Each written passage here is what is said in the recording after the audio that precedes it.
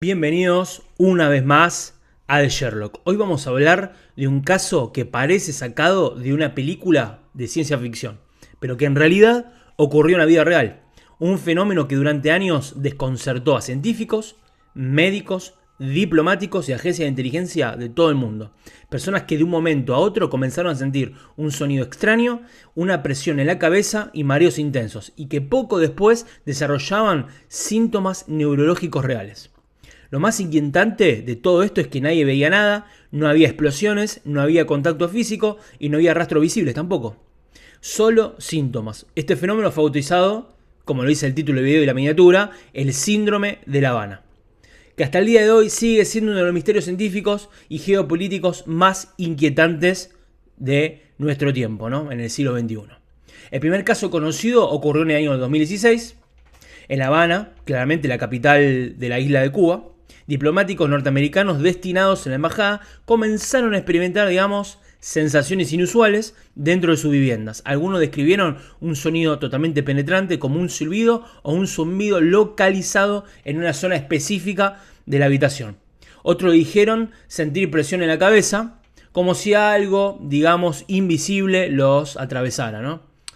Luego aparecieron los síntomas físicos: mareos, desorientación, problemas de equilibrio, pérdida de memoria a corto plazo, dolores de cabeza persistentes, y en varios casos estudios médicos detectaron signos compatibles con, lesiones cerebrales, que hasta el momento eran leves.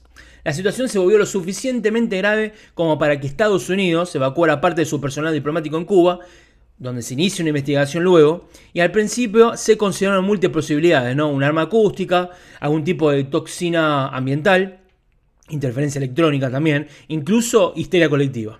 Pero nada encajaba, por así decirlo, completamente, ¿no? Y entonces comenzaron a aparecer casos similares en otros países. En China, en Rusia, en Vietnam, Austria y Colombia también. Los síntomas eran casi idénticos a lo que habían pasado en La Habana. La teoría de un posible ataque con energía dirigida comenzó a tomar una fuerza relevante, ¿no? Especialmente la idea de los pulsos de microondas que podrían afectar el cerebro humano. Algunos científicos señalaron que ciertas frecuencias electromagnéticas podían generar sensaciones auditivas directamente dentro del cráneo, sin necesidad del sonido externo, ¿no? El fenómeno se volvió globalmente conocido, donde aparecieron noticias, más que nada noticias, tanto en televisión como en diario papel, ¿no? Agencias de inteligencia, se pusieron a investigar, equipos médicos analizaron el caso, el Congreso norteamericano pidió explicaciones de esto, pero no hubo una conclusión claramente definitiva. A lo largo de los años, informes oficiales intentaron explicar lo ocurrido. Algunos señalaron que no había pruebas concluyentes de ataques coordinados, otros sostuvieron que los síntomas podrían tener origen, médico, psicológico en ciertos casos. Sin embargo, no todos los episodios encajaban en una sola explicación, sino que las personas afectadas existían. Los síntomas eran reales, claramente los estudios médicos estaban documentados y aún así el origen seguía siendo incierto.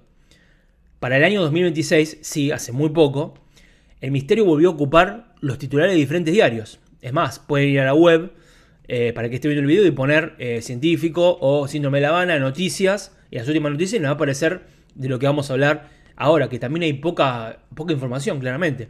Un científico que investigaba el fenómeno decidió intentar reproducir las condiciones teóricas de exposición a microondas de alta intensidad. Su objetivo era, comprobar si un dispositivo de energía dirigida podía generar síntomas similares a los reportados por los diplomáticos.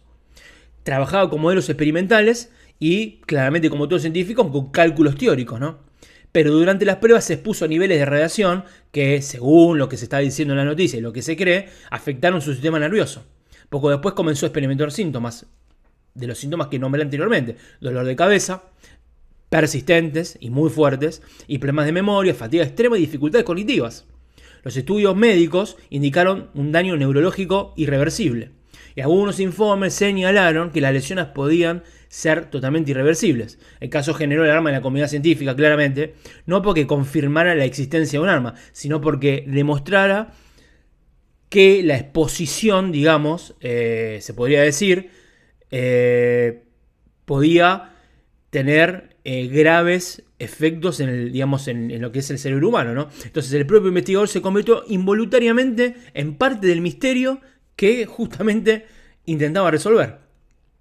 Hoy en día el síndrome de La Habana o el Havana Syndrome en inglés sigue siendo uno de los enigmas científicos y geopolíticos más inquietantes del mundo moderno. No hay una explicación definitiva, o sea que hay lleno de hipótesis o teorías, pero ninguna es al 100% demostrable. No hay un culpable confirmado, son informes, teorías, testimonios y personas que aseguran haber sido afectadas por algo que no pudieron ver. En una era donde la tecnología puede actuar sin dejar huellas visibles, ¿no? La idea de ataques invisibles deja de ser ficción para convertirse, digamos, en una posibilidad inquietante, claramente. El síndrome de La Habana, primeramente, que nos deja una pregunta incómoda. En un mundo donde la tecnología puede afectar al cuerpo humano sin contacto visible, y la pregunta que nos teníamos que hacer, o por lo menos la pregunta que yo me hago, me la pueden responder en los comentarios, es qué tan preparados estamos para entender amenazas que ni siquiera podemos detectar. Tal vez fue un error de interpretación, tal vez fue una tecnología experimental y tal vez nunca lo sabremos esto. Pero lo cierto es que los síntomas existieron, las personas existen, hay lleno de noticias, no hay tanta información, pero hay muchas noticias, digamos, reales, ¿no? Las investigaciones claramente se realizaron y el misterio sigue abierto, ¿no? Pero bueno, eso es una de las preguntas que dejo abierta, que me la pueden responder en los comentarios. Seguramente yo soy como saben, de responder a las preguntas o a los chistes o lo que me quieran preguntar. Yo lo voy a responder y podemos entrar en un debate. Es más, puede haber un segundo video si esto funciona.